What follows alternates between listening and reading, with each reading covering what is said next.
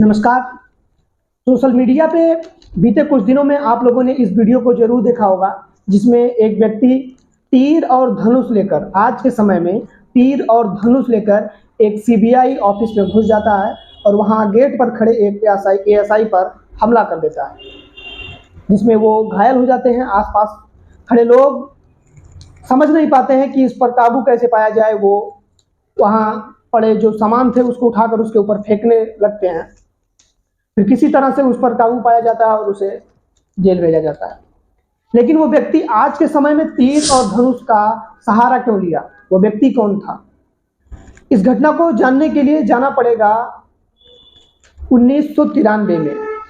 इस व्यक्ति का नाम है दिनेश मुर्मू। बिहार के मुंगेर जिले का रहने वाला यह व्यक्ति आदिवासी समाज से आता है। दिनेश के अनुसार वह रेलवे का कर्मचारी था। 1993 में उसके द्वारा रेलवे में कुछ भ्रष्ट लोगों के खिलाफ शिकायत किया गया। उसके अपने ही मित्र थे जो रिश्वत लेते थे और उसने अपने एक कर्मचारी के खिलाफ शिकायत कर दिया गया था, जिसके बाद उस व्यक्ति को रंगे हाथ 200 रुपए की रिश्वत लेते हुए पकड़ लिया गया था। फिर ये रिश्वतखोरी का भंडा फूटने लगा, कई सारे लोग इसकी जब्त में आने लगे। फिर बाद में एक केस सीबीआई को सौंप दी गई। सीबीआई ने बहुत सारे लोगों को चिन्हित किया उन पर और उन पर कार्यवाही करने लगी।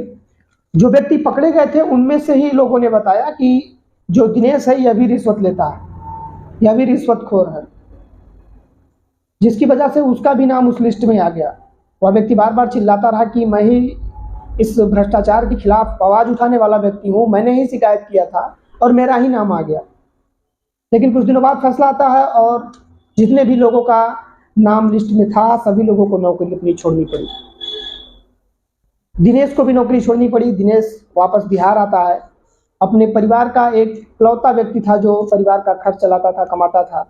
रेलवे की नौकरी छूटने के बाद उसकी जिंदगी और भी बदतर हो गई। लेकिन मन में एक टीस बनी रही कि मुझे जबरदस्ती फंसाया गया है, मैं बेगुनाह हूँ, मुझे इंसाफ नहीं मिला। 32 साल बाद वह व्यक्ति न्याय की तलाश में घूम रहा था।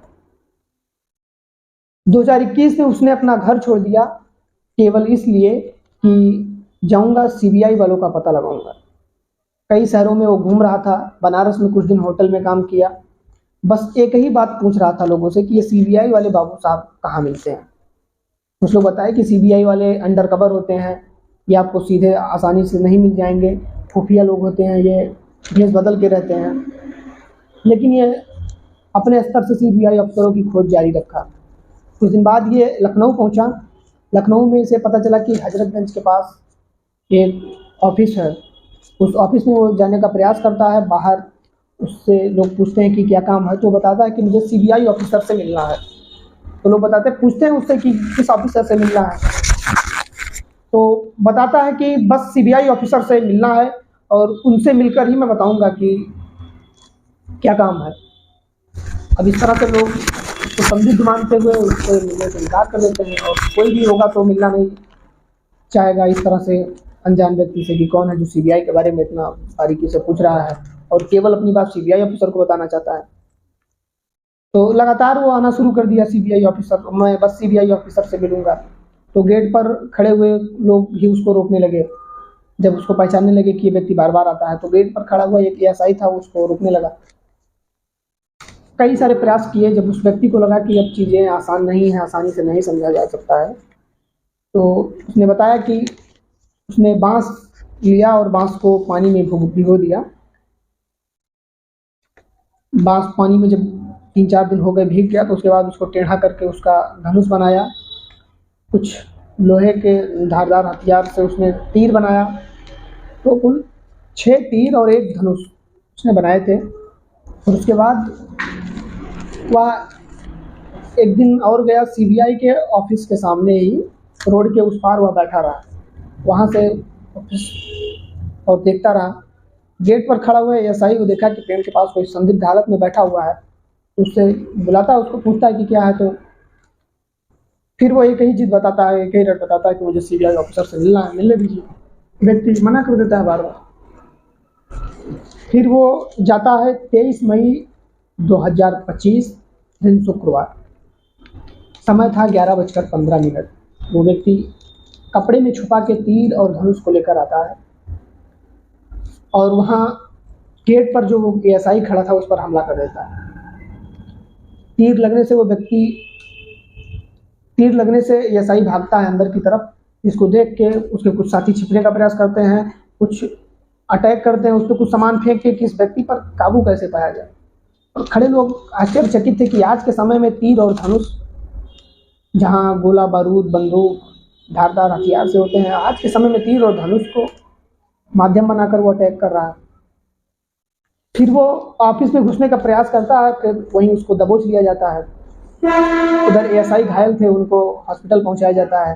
हॉस्पिटल में जाते हैं, उनका इलाज होता है। डॉक्टर्स बताते हैं कि बहुत किस्मत वाले रहे आप, क्योंकि तीर थोड़ा सा इधर उधर होता तो शायद जान बचाना मुश्किल होता आपका। और उधर ऑफिस में घुसने के बाद उसकी भी पिटाई हुई, उसकी भी हालत थोड़ी सी बिगड़ी, उसको भी हॉस्पिटल लेके गए। हॉस्पिटल में जाने के बाद पुलिस वाले उससे पूछताछ करते हैं, तो वो पूछताछ में बताता है कि मैं 1993 में रेलवे का कर्मचारी था और मैंने भ्रष्टाचार के खिलाफ और रिश्वतखोरी के खिलाफ शिकायत किया था। उसके बाद उसमें मुझे ही फंसा के मुझे भी वो नौकरी से निकाल दिया गया। 32 साल से मैं इधर उधर घूम रहा हूँ, भटक रहा हूँ, मेरा परिवार पूरी तरह से बर्बाद हो चुका है। 32 साल हो गए, मुझे इंसाफ नहीं मिला, तो मैं बार बार सीबीआई ऑफिस में पहुँचता था। यहाँ भी मुझे जब न्याय नहीं मिलता दिखाई दिया, तो मैं, चूँकि मैं आदिवासी समाज से आता हूँ, तो मेरे यहाँ गोला बंदूक ये सब नहीं होते, तो मैं तीर और धनुष का सहारा लिया और इसी से मैं अटैक किया। उसके बाद सीबीआई और पुलिस जुट जाती है पता लगाने में कि 1993 में रेलवे में जो रिश्वतखोरी का कांड हुआ था उससे इस व्यक्ति का क्या है। बार बार पूछते हैं, वो एक ही बात बताता है। पुलिस भी सोचती है कि 32 साल हो गए, ये व्यक्ति आज बदला ले रहा है। कोई व्यक्ति कितना ही इंतजार कर सकता है, आखिर 32 साल हो गए, जब उसे न्याय नहीं मिला तो वो उसने यह तरीका अपनाया। लेकिन सबके लिए आश्चर्य की बात बनी रही कि आज के समय में तीर और धनुष को हथियार बना के और इस प्रकार की घटना को अंजाम देना, ये काफ़ी आश्चर्यजनक बातें थी। लोगों ने भी सोशल मीडिया पर अपनी खूब सारी प्रतिक्रियाएं दी कि आज के समय में तीर और धनुष ये कहाँ से आ सकता है। 32 साल इंतजार करने के बाद भी जब न्याय नहीं मिला तो व्यक्ति को यह कदम उठाना पड़ा। लेकिन दिनेश द्वारा उठाए गए इस कदम का बिल्कुल भी पक्षधर नहीं हूँ। किसी भी व्यक्ति को कानून अपने हाथ में लेने का अधिकार नहीं है कि वो इस तरह के घटना को अंजाम दे। लेकिन व्यक्ति 32 साल इंतजार करने के बाद और तीर और धनुष को अपना माध्यम बनाता है, ये आश्चर्य करने वाली बात है। आज की कहानी में बस इतना ही। मैं अनुराग हूँ और इस वीडियो को आप जन संवाद क्रांति पर देख रहे थे। आप इस वीडियो पर अपना प्रतिक्रिया अवश्य दें, क्योंकि आपकी प्रतिक्रियाएं ही हमें मजबूत करती हैं और आगे बढ़ने में सहायता प्रदान करती हैं। इस वीडियो को अगर आप YouTube पर देख रहे हो तो चैनल को सब्सक्राइब करें, फेसबुक और इंस्टाग्राम पर देख रहे हो तो ज़रूर फॉलो करें। धन्यवाद।